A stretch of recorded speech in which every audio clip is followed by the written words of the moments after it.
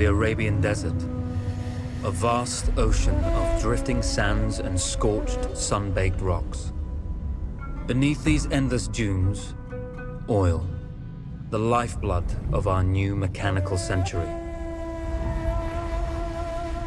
For more than 400 years, the Ottoman Empire has ruled these lands, controlling all that's to be found here. But the Ottomans do not rule unopposed. Small bands of Bedouin rebels have united to overthrow the empire. They strike without warning and then vanish into the desert. Fighting alongside them is a lone British officer whose exploits have earned him wide renown. The world has taken to calling this man Lawrence of Arabia. In the desert, you rely on good planning, but you also hope for a dash of luck. And luck was with us when we learned of a recently derailed Ottoman train carrying a most interesting piece of cargo.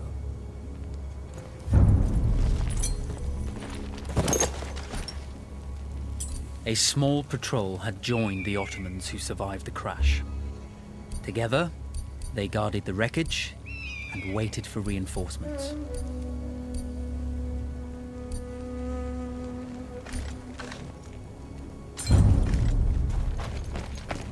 A lone fighter has just one advantage over a large enemy force. A lone fighter can move unseen.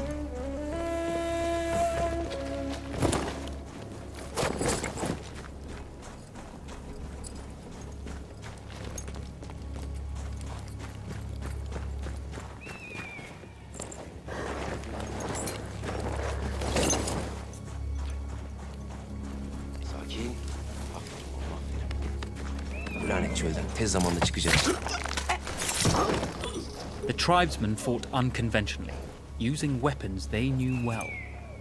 Endurance, individual intelligence, and courage were their primary assets.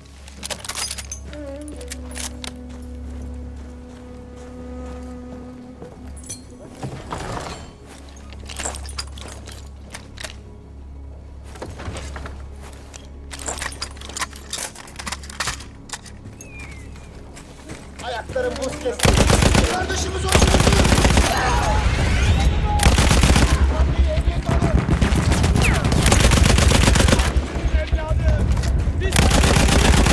Bizden biri vuruldu.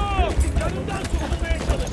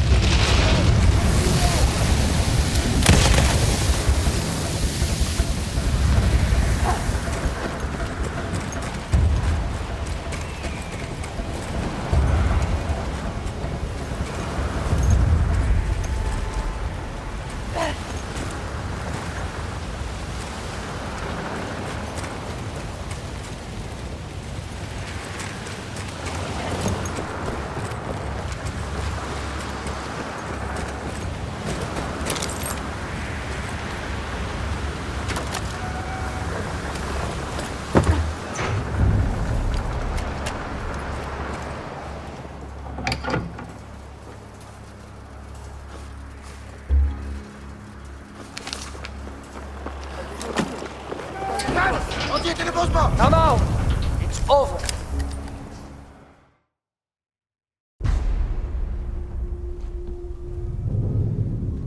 Well, you did not think we would be fast enough to catch you here, did you? Lawrence of Arabia.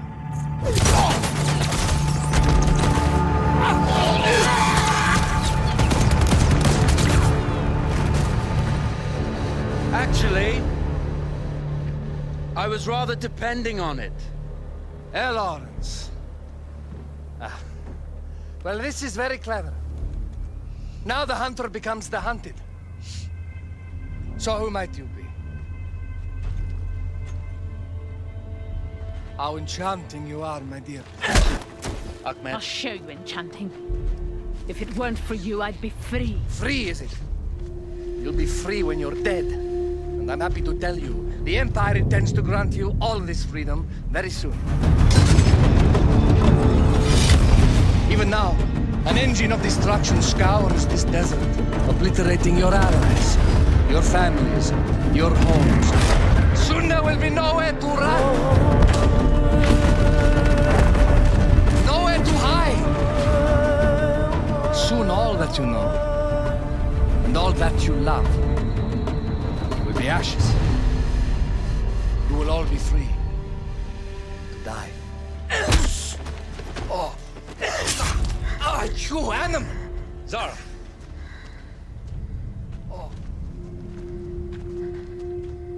Now I understand that you would like nothing more than to strip the flesh from that man's feet and send him off into the desert naked to die. But think about it. You're right. I'm sorry. My friend here, she can be a little brusque. You're going to tell me how to lie to your train, so we can lure it into a trap and destroy it. Impossible. To even begin to talk to that train, you would need an entire book of communication codes. Oh, like this one, you mean? You can never stop the progress of machines! One day, the whole world will take your lands and the precious black gold beneath its sands. We shall see, my friend.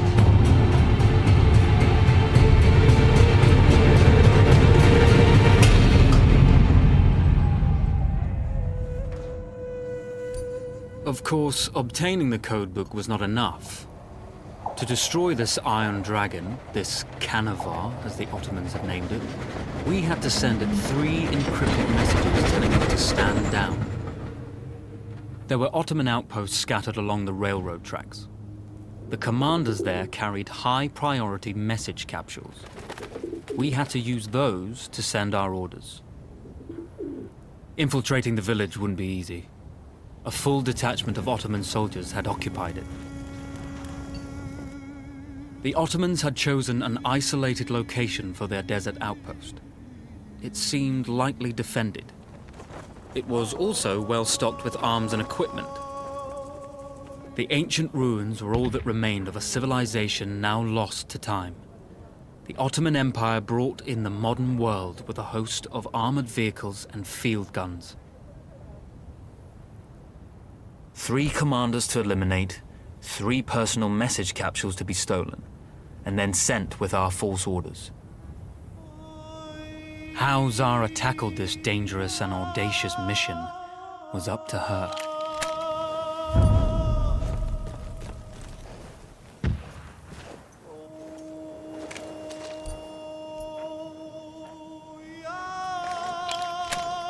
The Bedouin treasured their horses, and in return, those animals granted their riders unparalleled speed and mobility.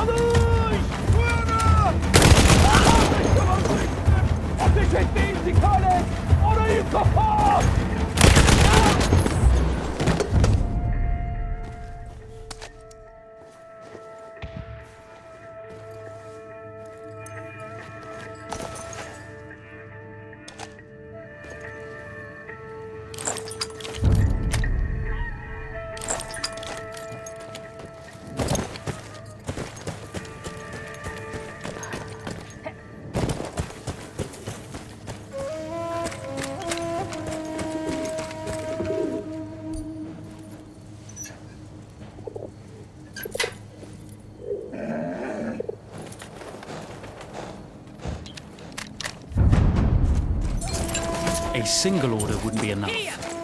Ottoman protocol required the message to be received in triplet before the train would acknowledge it as genuine.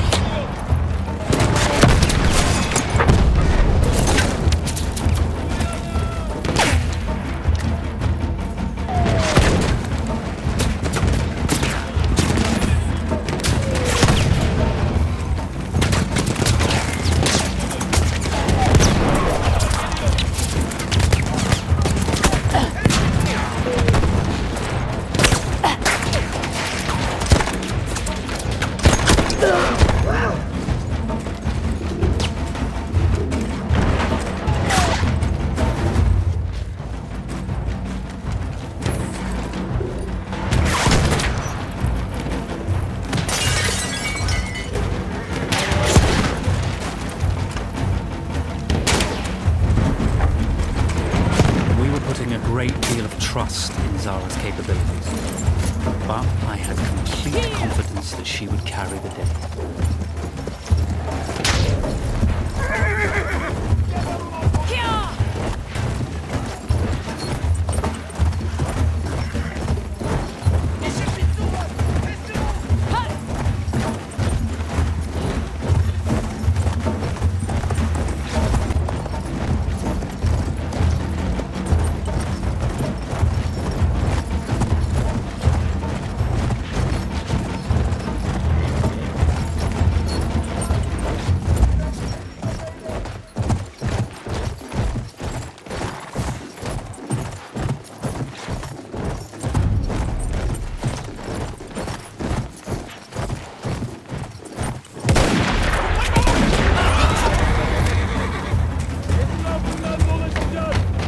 Benden kaçış yok.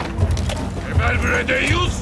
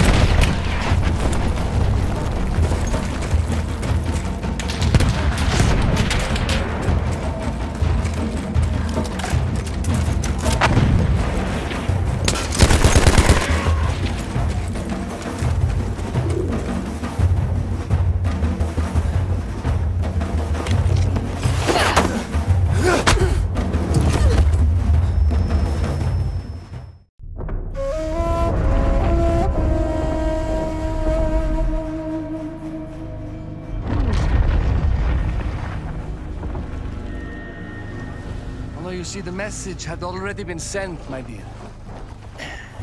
Not the message you would have wanted. Lawrence was such a good host. It almost seemed rude to escape. I made sure to note the location of Lawrence's camp, of course. Which means the train knows too. Twice, you told that train everything was clear. But I told it exactly where to attack.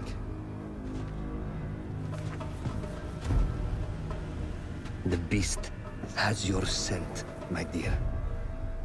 And it's coming to slaughter you and your little band of rebels.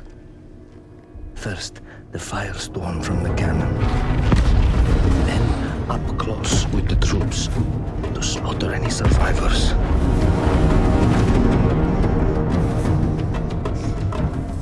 The legend of Lawrence of Arabia dies tonight.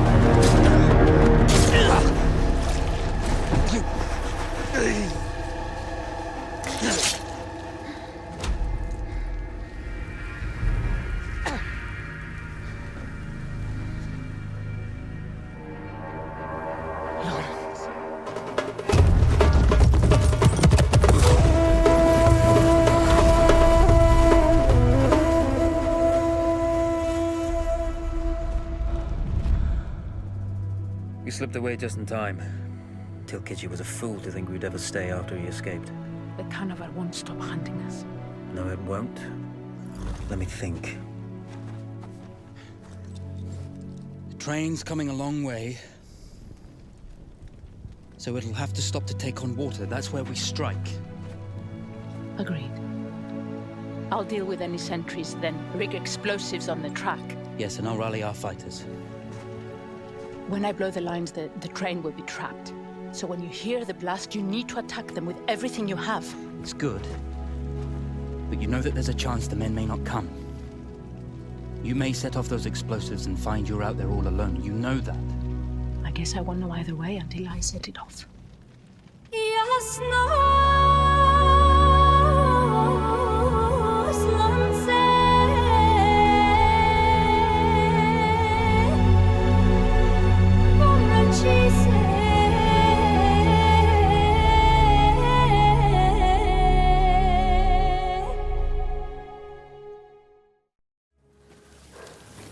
Man makes plans and God laughs.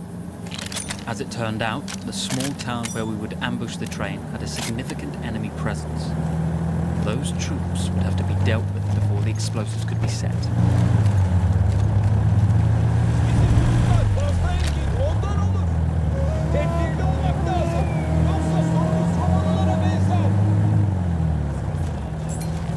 Benim sikimden aşağı Kasım Paşa. Bilmem anlatabildim mi?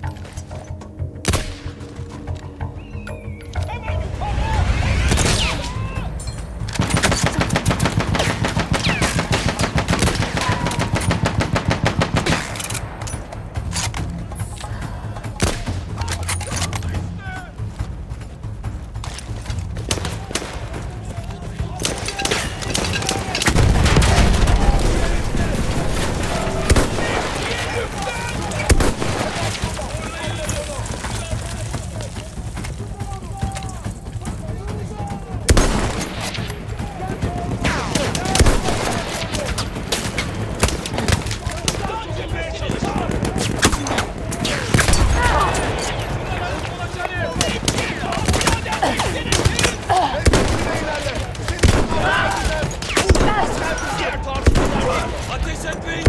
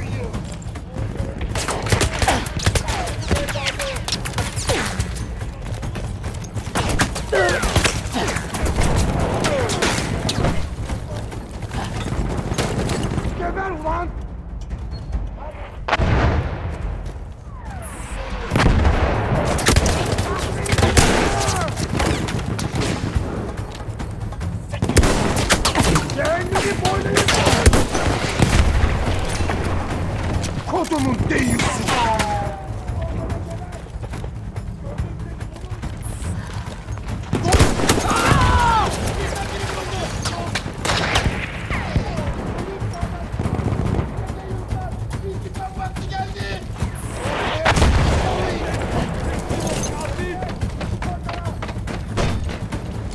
İvedilikle siz meydana!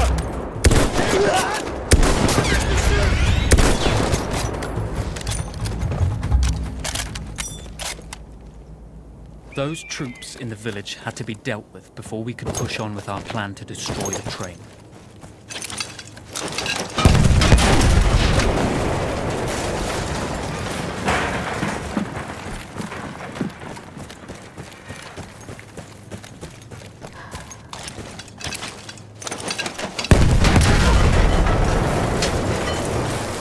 Once Zara secured the town, the trap could be set for the arriving train.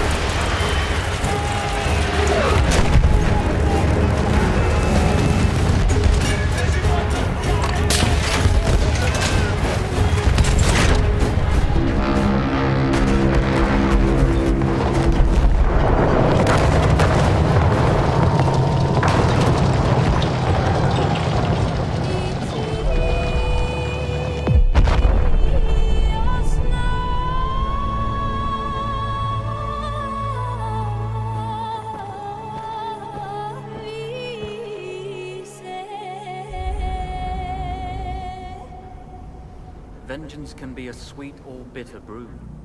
How did you find it, Zara?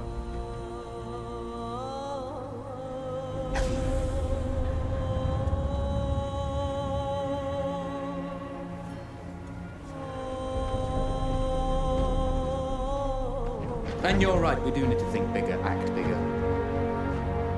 Maybe even the Suez Canal.